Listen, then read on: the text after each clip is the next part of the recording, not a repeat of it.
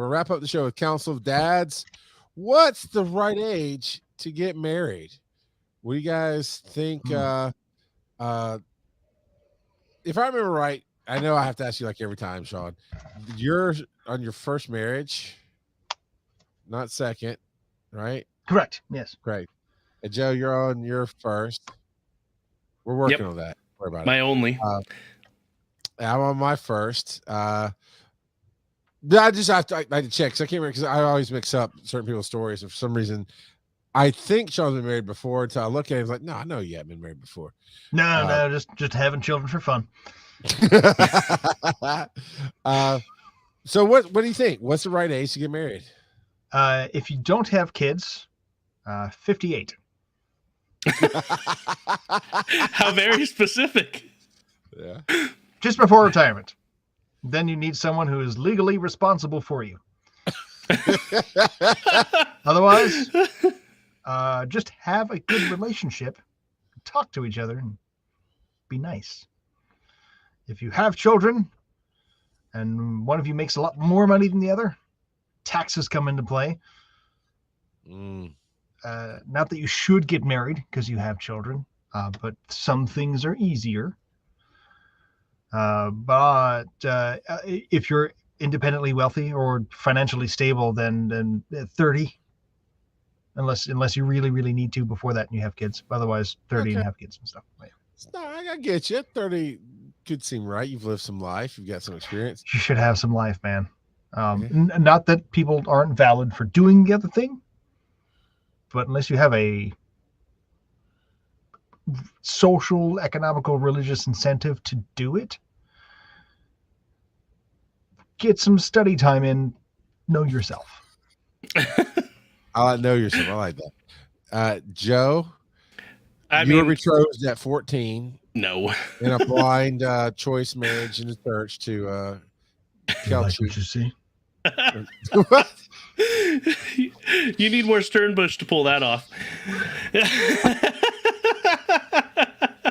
Charles is like, I'm out of this conversation. You say I need disciplined topiary? Is that? Oh my God. So, I like that you mentioned the religious aspects, Sean. So being religious, I believed in saving myself until marriage, and so did my wife. So you're not saved anymore? Not anymore. You lost the discount.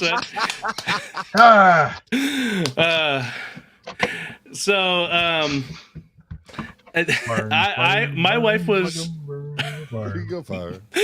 my wife was 20 and I was 23 when we got married. And nowadays for most people that is way crazy young. But there are some benefits, especially if you're in college, to getting married young. And you're like, what? That's my face. That's like, so, no. That seems like a difficulty, sir. No. So financial benefits of getting married when you're still in college is you no longer have to declare your parents' income on FAFSA.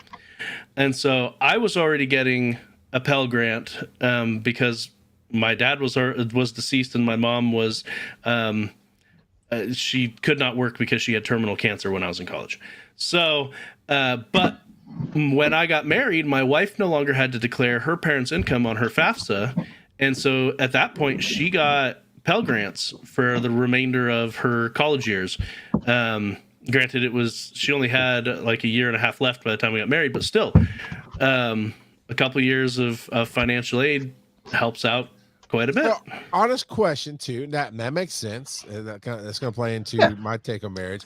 But how did the living arrangements work? Because if you're college students working on grants to go to college, it seemed like you could afford your own place. We had our own apartment. Did you? You were working on the side and could afford it, or? Yeah. So all throughout college, I had at least one job. But I know, but you're talking about what, the late 90s you went to college, early 2000s? I mean, I'm talking about minimum wage. 2006, man. Probably when you started college? Actually, you are close. So I graduated high school in 2005, but I didn't start college until 2008. Oh, okay. Yeah. I was about to say, like, I was right, but okay, fine. Yeah, you were pretty close. But But still, rent started you going know, up then. Well, I guess talk- there's a yeah, housing rent's- crash, but that's before the crash. But also, you're doing a good job at that time is $10 an hour, and so I'm just a Yep. little surprised as a college student getting grants. That I'm glad to hear it, but that you were able to. But I bet you ate a lot of ramen. No, I don't think we ate hardly any ramen while we were in college. See, I hate Joe so much. I was a broke college student.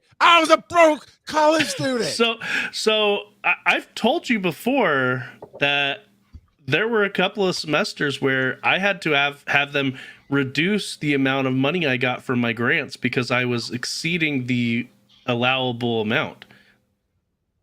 Have I not told you that? Yeah, because you also, I forgot you went to didn't you go to Brigham Young or? Yeah. So Sean, for those that aren't in the know, I have talked about this before. The tuition for a full-time student was $1,850 a semester.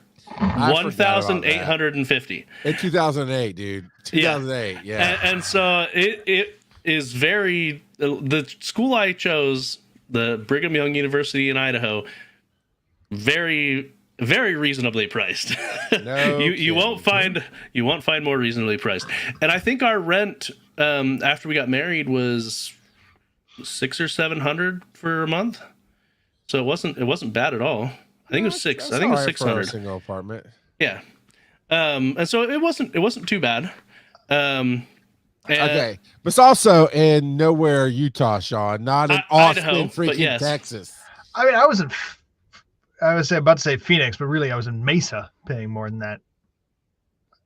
I lived next to a dive bar, which was awesome, but for me, but still, like, oh man, like. But yeah, no, I worked at least one job and I got really good financial help, so it worked out well. So but that part of the story is very important for somebody taking advice of you can save money by getting married in college. Not that you're wrong, but yeah, all those other details matter to what you're saying. I don't think that should be the incentive to get married. I'm just saying that benefit is there if you do happen to get married young. So, to piggyback slightly on that and to take it the wrong direction. There is a difference between legal wedding or marriage and religious marriage. And any benefit that the federal or state government will offer you for being in any situation, take it. Just take it. Just do it. It might change in 5 years. It might be invalid, whatever. But if you can do it, and you can, I actually have friends that you could honestly look at them and go, one of you's playing on a different team than the other. Great. And I know why you're doing it. And it's a law versus a religious thing. Do it. Freaking do it. Like, if you're both on board and you know why and how you're doing it, and financially it makes sense, do the math. And I say this in so many situations, but if you can do the math and it maths out to your benefit, do it. Just do it. It's fine. You know, if you're not violating an ethical moral code based on some other institution that you do or do not believe in, great. Because there's state, there's religious, and they can be separate. Go for it. And you still can't have the religious. Well, it depends on the state, probably, but you can't have the religious one be valid without the state one. You know, in a lot of situations. That takes me to where I'm going now. But you can go to a courthouse and do the thing, and you get the paper signed. Yeah. It's like, hey, we're friends. We're on board. It makes sense. Yeah. If it helps you, just make sure you weigh all the legal ramifications that come along with that, that document. Yeah, I kind of glossed, but try to just, as long as you're both on board with each other. But yeah, well, when Joe and I are older and our wives have passed away, we'll just legally get married just to get those tax breaks. Don't sweat it, Joe. I got you. It's all right. It's all right. We're just good co-hosts. That's all we are. I should share a song that my brother and his friends wrote for you, called "Living with Dudes." It'll be it's just for you. No, you need to send it so I can put on a button and play it for the commercial break. That's what you need to do. So I got married young. There's a kiddo. Look at that. That was the life I needed. I needed some adult supervision in all parts of my life. And so He still I got needs married adult supervision. yeah, I know. Well, that's why I got married. I went from my parents' house to my wife's house, basically. And she was 18 and I was 23. And so we got married young, but it was very right for us. It was very specific to our situation. A little bit on the religious side of things, but honestly, a lot of it on the you just know when you need somebody in your life thing. And it worked for us. We definitely have talked to our kids along the lines of what you're talking about, Sean. You big sobby baby. Totally a softie. Like, I'm sorry, my daughter needs me. I'm going to turn away from the microphone and yeah, go ignore do your whatever thing. this is. Love it. I love it. But we talked to all of our kids about it, and I was like, look, my vision on marriage has changed from when I was raised to where I am now. And by all means, my wife and I were meant to be together, and it doesn't matter what any paper says. But there are real good legal reasons to get married in most cases. If you're going to live together, if you're going to do anything, because it just makes it easier with medical stuff. Sometimes something as simple as child pickup, even if you are the father, but you're not married, it depends on the system. You might have to fill out extra paperwork, jump through extra hoops just to be able to pick up your own kid. Whereas everybody has the same last name, the schools just don't bat an eye, right? Yeah. Which can also be a problem. But definitely medical stuff, taxes. There's so many little legal things that come into play that's I told my kids, like, just be wise. It's kind of like what you're saying, Sean. You live a little bit, you learn a little bit. I've never been one to say, go out and drive different cars and try that out, but it's very much of, you don't have to get married just because you're in love, but you also need to figure out why. I think ultimately we came down to the why of it all. I do kind of like the idea of 30. I know I never would have made it to 30 without having somebody in my life like my wife. And I'm a very fast person. Like, once I know something, we're gone. We're doing this. So that, yeah, 6 months after knowing that we were going to be married, we got married, and that's how we are. But not everybody needs to be that way. And it kind of comes like a tattoo, right? Yeah, there are ways to fix tattoos. There are ways to cover them up, change things up. But honestly, why rush into it? Think about it and really know that this is the right thing for you so you can have it the rest of your life. Too many of my friends have gotten divorced because for varying reasons, they rushed into things. And yet, I know a person that had a great marriage, and I was a little envious of him, actually, because when he was 17, he had his first kid, had his second kid when he was 19, and the last kid when he was like 21, and he got married, and he was still married to the same woman. And at the time that I knew him, his last kid was graduating high school, and we were like in our mid-30s. And I'm like, okay, I'm sure you had some problems in your teen years being a dad and being a dad in the 20s. But you're 35 and your last kid's out of high school. Yeah, I was like, oh my God, my first kids are in diapers, and I'm jealous of you right now. I love my kids, man. Oh, you have the youth and you have adult money to go play, and your kids are healthy adults. There's something to be said about teen pregnancy. I'm just saying. No, I'm not saying. I'm not saying that, kiddos. I am not saying that. Like, when I was bartending, like, I was 31 when my daughter was born, and so my daughter's my second child. So my son is now 18, my daughter's 8. Space. But like, I was bartending for these guys, and like, they're executives and CEOs because it's a really high-end fine dining restaurant. So they're in there 48 to 56 having their first kid. They're looking at me going, "Oh, dude, you're doing it right, man. Like, you're not going to be 60 when your daughter graduates high school." I'm like, yeah, that sounds awful. Yeah, that does sound really awful. Oh, my mom's 60. Like, at the time, she was. Yeah. Like, yeah, no, don't do that. Like, not that you can't wait, or there's not right or wrong times to have kids, but oh my gosh, especially as thinking about it as a parent, I wouldn't want to be any older than I am and starting a family, because that's hard.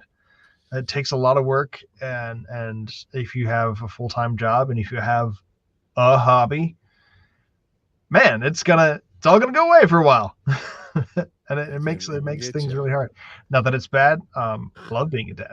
I'm a total sap. Obviously, if anyone was watching, like my daughter came in, I'm like, there is no show anymore. There's only you. What can I do for you? She was sad about her teacher. Her teacher's moving. No, she just finished 2nd grade. She's going to 3rd, but her 2nd grade teacher is moving. She's like, I'm never going to see her anymore. I'm like, I'm sorry, baby. That sucks. Like, that's. Had to talk about people moving across country. She's going to Missouri. Yeah. We gotta. I think we're all saying that there's no age to get married, right? It's not an age. You did say 58. You did say 50. Okay, now this is a good one from Kelsey Arts Puppet, sort of geekdom. The best age to get married is when you find the right person and you're financially and emotionally ready for it. Yeah, 58. But sometimes those things don't add up. So you just have to be able to survive, because I was not emotionally nor financially ready to get married. Are you saying to do the math? Like I said, to do the math. No, do the effing math. What my wife said is this one that I just posted. She says, it is time to end the show. Thank you, Kelsey, for reminding us that it is that time to rock it. No, it's important. She says it's important to know yourself and be happy with your own self before it is. I can also tell you, I had and I'm not recommending my path, but I had the 100% opposite of it. So I can agree with that, but also know that sometimes survival is key. But the first, Charles is never happy with himself. What? Nah, I mean, whatever. But my wife and I will both tell you at least the first 5 years was about survival together. And that's not the ideal by any means. If you can be financially and emotionally ready and you can be happy with yourself, and there's that will absolutely change things, which plays into the 30 of Sean or the 58 of Sean, of all that. So, but with that being said, it's time to wrap this up. Sean, thank you for being on tonight. Thanks for having me. Where can they find you on the web? You could Google, since I guess my name is up on the screen. You can Google Sean Wyland. I'll show up. On all the social medias, I'm male, MALE_NPC. And I show up on all that stuff. And you can come say hi. I also have a host of the Wasted Knowledge podcast, Temple Theory podcast. I'm always on TikTok dispensing bartending knowledge. And play Wizard 101. You can hear my voice somewhere, and it'll make me feel good. And I don't remember that game from the name. I'm gonna look it up after this. And it turns out I was a beta tester before I went to grad school, and I recently realized I found like an email buried in Gmail. Thank you.